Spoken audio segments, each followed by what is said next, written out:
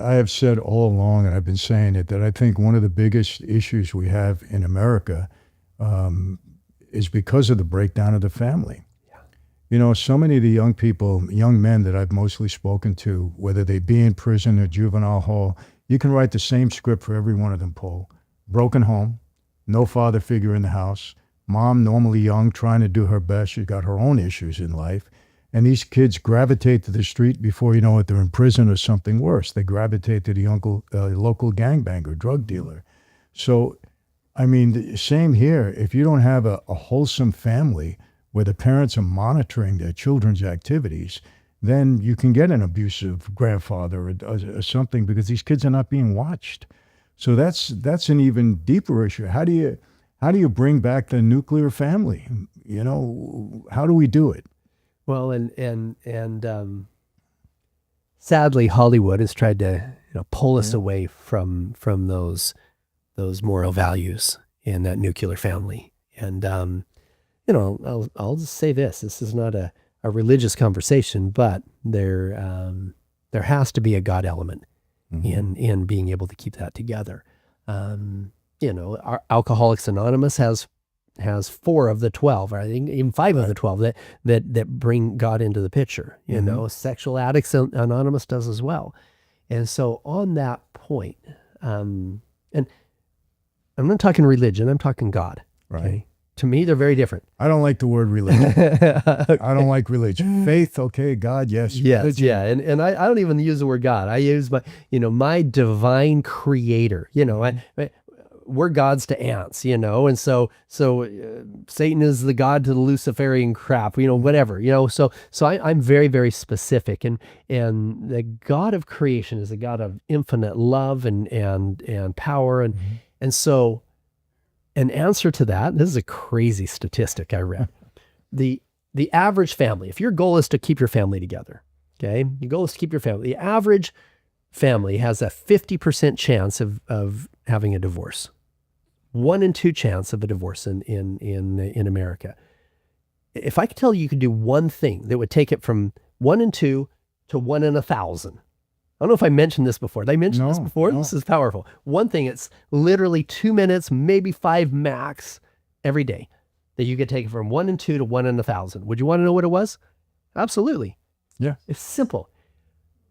For couples that pray together every day. I'm not talking something big and special, just, hey, God, thanks, and hold hands right before you go to bed, spend 2 minutes. For couples that pray together every day, the divorce rate goes from 1 in 2 to 1 in 1,152. Holy crap, just that one thing, 1 in 1,152, just by coming together and connecting with your creator together with your spouse. Even better, your whole family, families that pray together, stay together type of a thing. So again, this is not a religious thing. This is hey, God, this is just between us and you. We're just having a conversation. No, listen, about 2 years ago, I spoke in a men's group here in a big church, 1,500 men were there. And the pastor told me, he says, I don't know if you know this, but in Newport Beach, this is a wealthy conclave, right? In Newport Beach, 70% of the kids live in broken homes. 70%. I said, in Newport Beach? I don't know why I thought that was so strange, because I figure, hey, everybody's doing pretty well here and we see a lot of families, we go to dinner, but 70%. Wow. Yeah. I mean, it's crazy, but just that little, just praying together. Just praying together. And here's the other thing too. I'm going to just touch on that we're on that subject. So sadly, when many of us are taught to pray, we pray like this. It's praise, praise, praise. Sorry, fix. Okay. It's, all right. And we don't take time to listen, it's God did this and, thank you. And sorry for this, please forgive me, whatever. Can you imagine having a relationship like that was very one-sided, where you didn't take the time to listen? Can you imagine calling up your wife saying, hey, honey, wow, you're amazing. You're the best wife ever. You're just so amazing. And sorry. I actually, I got a dent in the car. Sorry, I cheated on you, whatever, and fix. Hey, when you come home, can you sweep up some stuff? Cause I left a big mess. And then you hang up the phone. Yeah. That's a shitty relationship, right? Right. How many of us literally, and this is why, I touched on it earlier, that listening is so important. Me and my wife, we not only hold hands and, offer up a prayer, but we also both do meditation. So a lot of Christians are like, oh, meditation, that's an Eastern thing, that's not really Christian. No, it's simply getting out of your head into your heart and taking the time to listen to that divine guidance. When we're so much always in our head space that we never get into that heart space, we never tune in to that voice of truth. And within that heart space, you can receive beautiful answers, divine guidance. You can manifest from that space. Instead of just having, your pictures on a wall where you're going, what if you got into a space where you're literally co-creating with divinity in the future that you're wanting to put together, etc. You can do that from that meditative space. You can also release. You can release everything that doesn't align with the best version of you. In our healing retreats, I teach people how to get in, from that beta wave to the alpha into the theta, almost into that delta wave state within their meditative space. And in that space, they can go 3 different directions. They can either ask questions, ask for that divine guidance and just feel and listen. They can create through gratitude, through feeling that high frequency of gratitude of all the things that are, all the things that have been, and all the things that you're creating.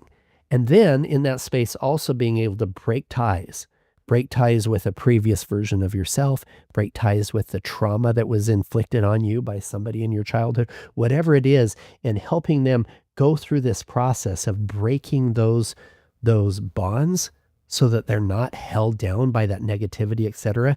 Boom, people are able to break free of that in a very beautiful, easy way. And this is something you can do in your home every day. In that meditative space. So again, I know we're going on a tangent, but it's I believe something really important for healing humanity. If we're going to bring our families back together, do so with that divine guidance. Yeah, no, it's not off topic at all, because it's another way to deal with, the result of not being that way. Just another stat that you may not be aware of, but, in federal prison, the recidivism rate, people returning to prison at once released, is normally between 60 and 70%. When there is discipleship, faith-based discipleship programs where inmates are discipled inside for the few months before they're released, and then again outside, the recidivism rate goes down to 5%. Wow.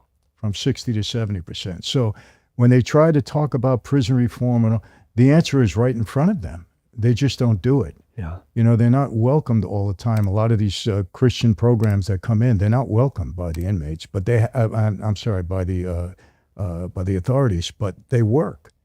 So the answer, we have all these people trying to say what they should do when the answer is right there, but they don't do it, and it's frustrating. It's frustrating because I was one of those people that, discipleship helped me very much. My friends, if you enjoyed this video, I'm going to give you an opportunity to become my partner in business. Franzese Wine experiencing tremendous growth over the past couple of years, and we're going to experience even further growth in the next few years. You're going to have an opportunity to be my partner because you've been supporting me, you've been my fan base, and I want to share this with you. So go to invest.franzesewine.com, and offer you shouldn't refuse.